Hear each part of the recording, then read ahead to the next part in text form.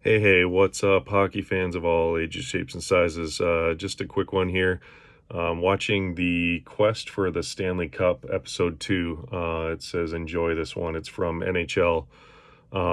And First things first, the puck from Morgan Riley, 100% in. 100% in.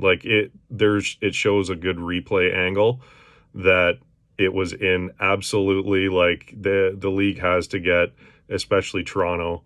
The league's got that. They got to get that right next year.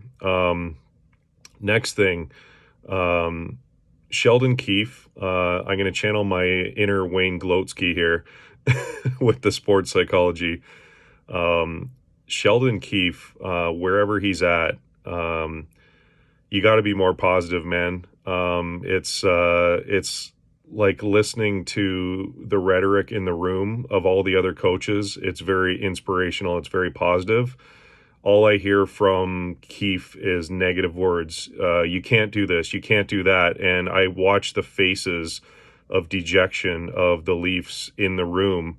They're all thinking like they're being scolded like a child. And these are grown men. They're professionals. So, in my mind, psychology, like once again, Matthew Tkachuk, he's in Florida, he's smiling.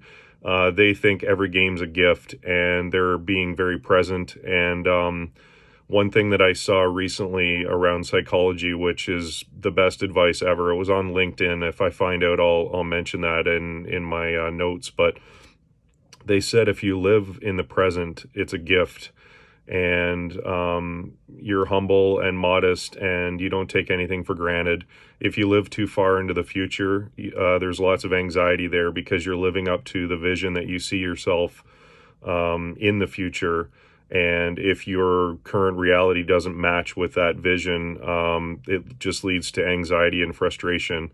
If you live in the past too much, you're recalling all your failures, which are really just lessons. Like life is a game. It's not everybody wins.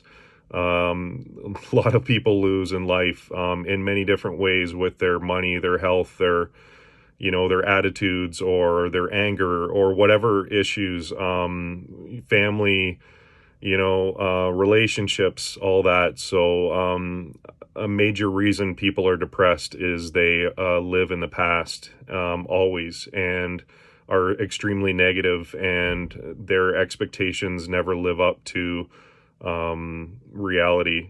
So they just feel like they're a failure all the time. So I would say stay present, and I'm pretty sure they're going to get an uplifting, positive coach because they got a lot of great parts in Toronto, and they're so close. Like evidence of what's going on with Florida. I mean, they're right there. So I mean, a lot of people say it was a blowout, but it was a bit closer than people give it. I just think with a little more effort, a little more positivity and drive with the Leafs,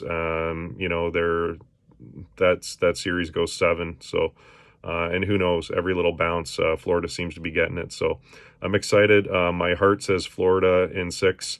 My head says Vegas in 6.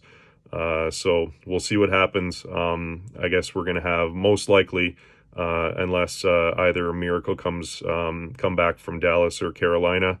I think we could have very well 2 sweeps, and we'll see a Stanley Cup final where a team that's never won it finally wins it. So that'll be pretty cool for sports in both those markets. You got to appreciate. I'm a huge Sharks fan, huge Leafs fan.